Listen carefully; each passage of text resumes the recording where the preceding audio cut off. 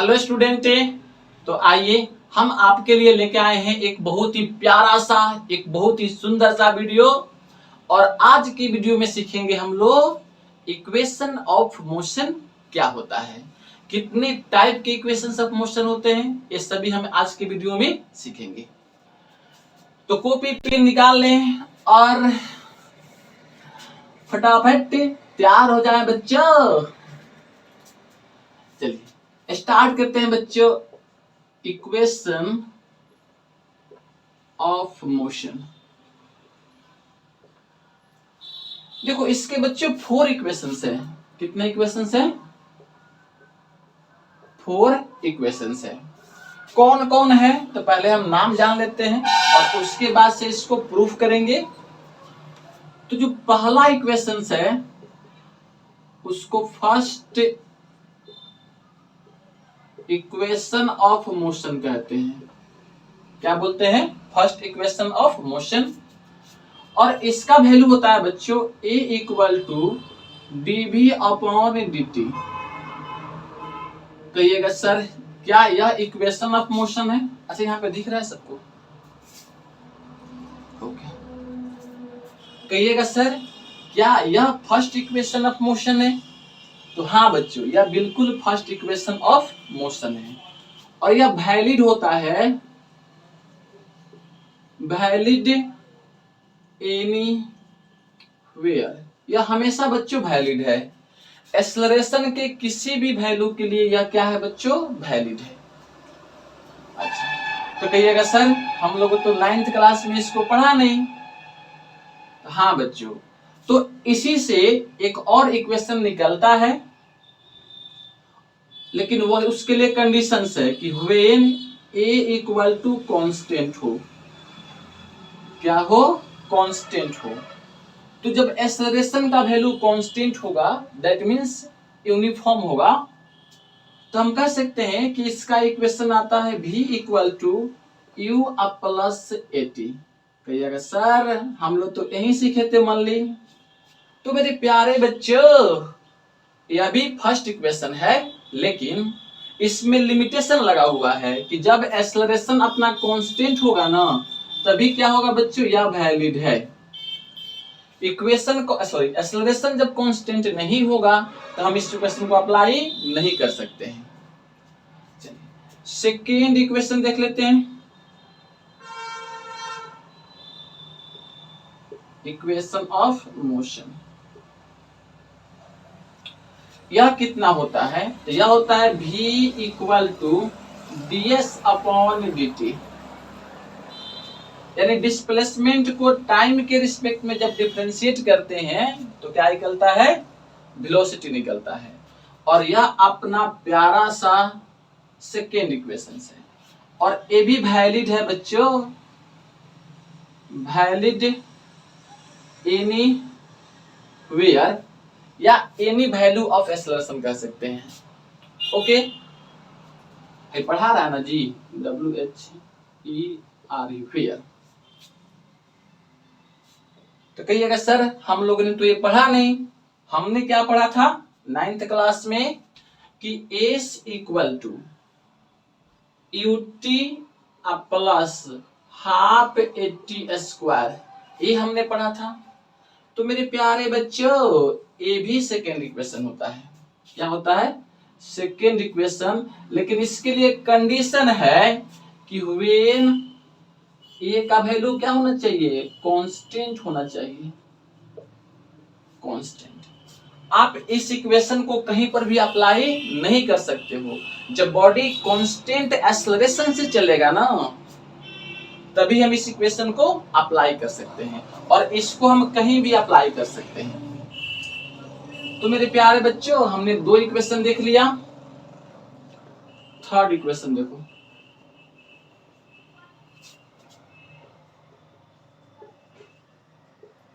Equation of motion. Third equation कैसा लिखा रहता है? तो यह लिखा रहता है बच्चों ऐसे कुछ, देखो A इक्वल टू V और dv अब बट्टा कितना? ds। यह क्या होता है? अपना थर्ड इक्वेशन होता है। और ये भी बच्चों वैलिड है, वैलिड एनीवेयर। ओके, तो कहिएगा सर हमने तो इसको पढ़ा नहीं था, हमने तो याद किया था ऐसा कुछ कि v square equal to u square plus 2as, यह इक्वेशन हमने याद किया था। तो मेरे प्यारे बच्चों ये भी थर्ड इक्वेशन ही है, लेकिन जरा देखो यह कब वैलिड है, यह वैलिड है व्हेन a इक्वल टू क्या हो, कांस्टेंट हो। एक्सेलरेशन का वैल्यू कांस्टेंट होगा तभी यह इक्वेशंस अप्लाई होगा, वैलिड होगा। और एक फोर्थ इक्वेशन भी अपना है, बहुत सारे बुक में इसको दिया नहीं है, फिर भी हम लोग यहाँ पे पढ़ेंगे क्योंकि एनसीईआरटी लिखा हुआ है। तो एनसीईआरटी में दिया हुआ है कि अगर S N equal to you plus A बट्टा 2 और यहाँ पे 2n-1, यह क्या होता है बच्चों, अपना फोर्थ इक्वेशन होता है। क्या है बच्चों, इसको बोलते हैं फोर्थ इक्वेशन।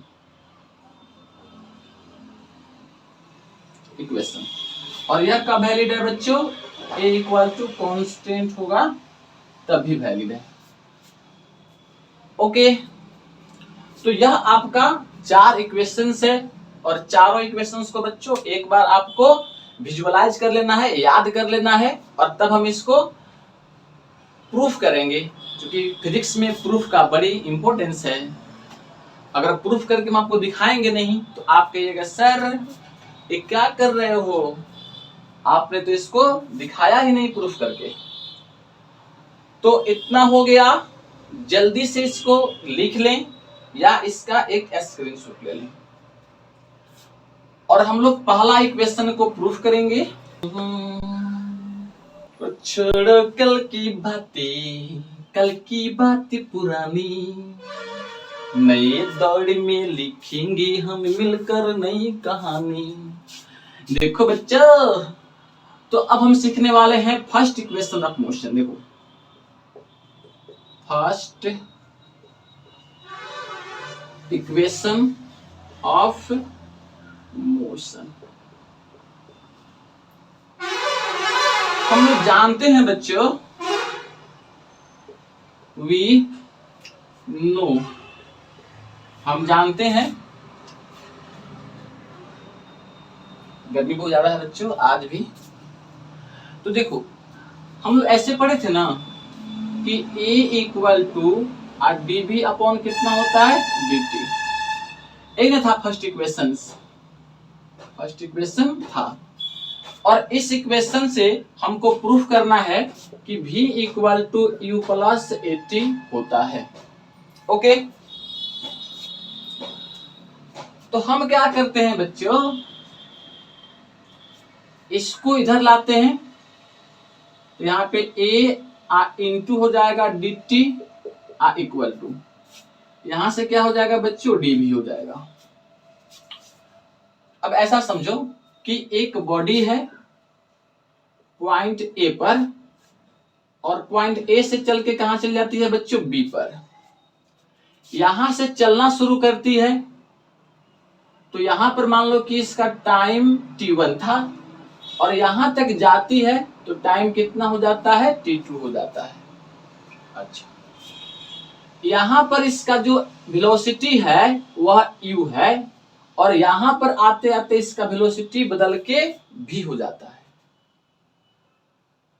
यानी हम कह सकते हैं कि एक बॉडी पॉइंट A से चल के B पे जाती है, जिसके वेलोसिटी चेंज होकर u से v हो जाता है।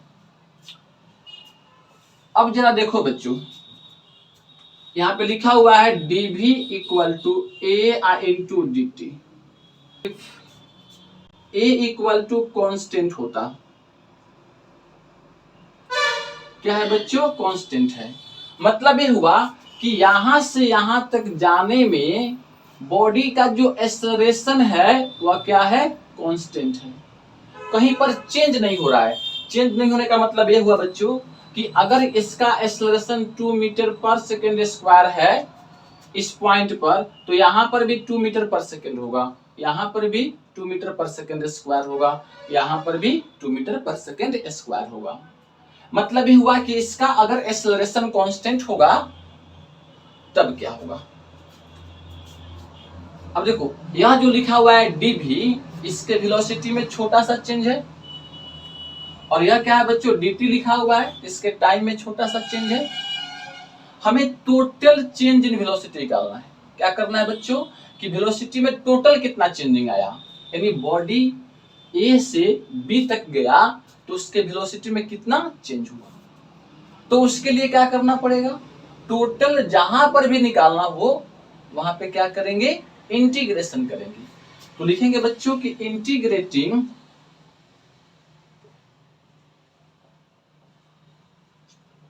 इंटीग्रेटिंग बोर्ड हिल रहा है, बोथ साइड और विथ लिमिट कहिएगा सर ये कौन सी बला है, लिमिट क्या है। तो देखो लिमिट का मतलब यह होता है कि जो वेरिएबल क्वांटिटी है, वेरिएबल का मतलब कि इस मोशन के अंदर क्या क्या वेरी कर रहा है। तो देखो वेलोसिटी तो वेरी कर रहा है ना, तो वेरी करने का मतलब बदलता है, वेरी मतलब बदलना, वेलोसिटी इसका बदल रहा है। तो पहले कितना था और बाद में कितना हो गया। तो हम कहते हैं कि स्टार्टिंग में यानी जब टाइम t1 बराबर क्या था, कुछ मान लो 0 था, 0 लेते हैं, यहाँ पे t1 का वैल्यू कितना ले लोगे 0। तो उस समय वेलोसिटी कितना था बच्चों u था, और जब टाइम t2 बराबर कितना हो गया t हो गया, रेंडमली कोई टाइम मान लो कि यहाँ पे आते आते कितना हो गया बच्चों t हो गया टाइम, तो उस समय वेलोसिटी कितना हो गया v हो गया, v इक्वल टू कितना v हो गया। अब इसको क्या करते हैं बच्चों इंटीग्रेट करते हैं, देखो dv और यहां से बच्चों integration a i into dt करेंगे। वेलोसिटी वेरी कर रहा है और यहाँ पे कौन वेरी कर रहा है बच्चों, टाइम वेरी कर रहा है, a तो कांस्टेंट है। तो देखो यहाँ पे जब टाइम t1 है ना तो वेलोसिटी कितना है u1, तो यहाँ पे जब लिखोगे बच्चों 0 तो यहाँ पे क्या लिखोगे, इसी के कॉरस्पॉन्डिंग यहाँ पे u लिखते हैं, और 0 से बढ़ के टाइम कितना हो गया है t, तो यहाँ पे वेलोसिटी कितना हो गया v हो गया। बिल्कुल प्यार से समझा रहे हैं आपको। जब t बराबर 0 ना तो वेलोसिटी कितना u है, तो देखो ए भी नीचा लिखे हैं, ए भी नीचा लिखे हैं। जब t बराबर t तो v बराबर कितना v, तो t ऊपर है तो यहाँ पे v ऊपर है। अब मेरे प्यारे बच्चों आप सभी को याद होगा dx का इंटीग्रेशन, तो dx का इंटीग्रेशन कितना बच्चों x, कितना x। तो उसी प्रकार से dv का इंटीग्रेशन कितना हो जाएगा v हो जाएगा, तो यहाँ पे लिखोगे v, और जो लिमिट है उसको ऐसे लिखते हैं u से v इक्वल टू, ए क्या है कांस्टेंट, अभी बताए कि a का वैल्यू कांस्टेंट है, तो इसको बाहर निकाल लेंगे, तो बाहर निकालेंगे तो यहाँ पे और यह क्या बचेगा dt बचेगा, और dt का इंटीग्रेशन भी कितना होगा t होगा, तो यहाँ पे लिखोगे t, और यहाँ पे इसका लिमिट देंगे 0 से कहां तक बच्चों t तक।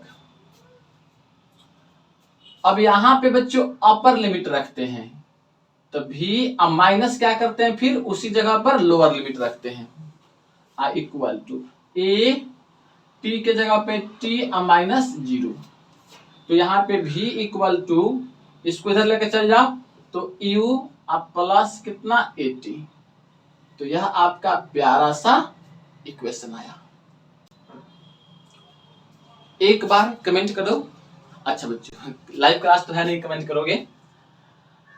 हाँ अगर आप वीडियो को देख रहे हो ना, ठीक है, जब भी आप वीडियो को देखो, अगर यह वीडियो आपको अच्छा लगता है कि आपके नॉलेज में कुछ इंप्रूवमेंट कर पा रहा है या आपके समान दूसरे बच्चों को यह हेल्प कर पाएगा, तो वीडियो को आप अपने दोस्तों में शेयर जरूर करें। चलिए एक प्यारा सा इस पे क्वेश्चन देखेंगे। ओके बच्चों, तो आइए एक प्यारा सा क्वेश्चन देखते हैं। इस पे क्वेश्चन है a body moving with 18 kilometer per hour and accelerate with constant acceleration 4 meter per second square. Then find its velocity after 4 second.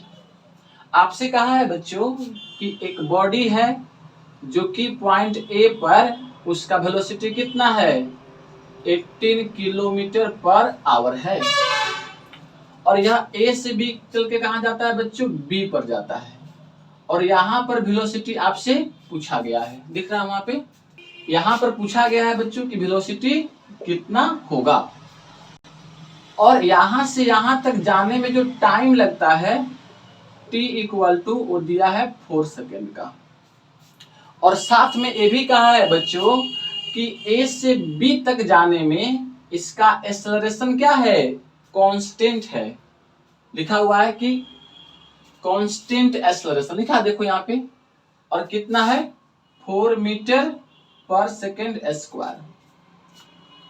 तो हमने क्या पढ़ा था बच्चों, हमने पढ़ा था v equal to you plus 80। v हमको निकालना है, u देखो दिया हुआ है, a दिया हुआ है, t दिया हुआ है, सब वैल्यू पुट करेंगे आंसर निकल जाएगा। लेकिन भाई u का वैल्यू किस में दिया है किलोमीटर पर आवर में, तो हमारा पहला काम क्या होगा बच्चों इस किलोमीटर पर आवर को मीटर पर सेकेंड में चेंज करना। तो यहां से हो जाएगा u equal to 18 into kilometre per hour को मीटर पर सेकेंड में चेंज करने के लिए 5/18 से मल्टीप्लाई करते हैं। तो यहां से 5 अब बट्टा कितना 18, अब यह हो गया मीटर पर सेकेंड में, भाई 18 से 18 मर गया तो u बराबर 5 मीटर पर सेकेंड हो गया। u का मान निकल गया, a दिया हुआ है, t दिया हुआ है, सबका मान इसमें पुट करो और v का वैल्यू निकाल लो। तो ये सर इतना हलवा क्वेश्चंस क्यों दिए हैं बच्चों, फर्स्ट क्वेश्चन है इसलिए। a का मान कितना 4 इंटू 4, ये कितना आ जाएगा 16 5 21, कितना मीटर पर सेकेंड। ओके, तो इतना में किसी को दिक्कत, हमें उम्मीद है बच्चों कि इतना आपको जरूर समझ में आया होगा और जो अगला वीडियो इसको आएगा उसमें हम लोग प्रूफ करेंगे कि सेकेंड इक्वेशन ऑफ मोशन क्या होता है और साथ ही साथ जितना भी न्यूमेरिकल बनता है इस दोनों इक्वेशन पे वो हम लोग कंबाइंड में करेंगे। ओके, तो चलिए फिर मिलते हैं अगले क्लास में, तब तक के लिए बच्चों जय हिंद जय भारत, पढ़ते रहिए मुस्कुराते रहिए।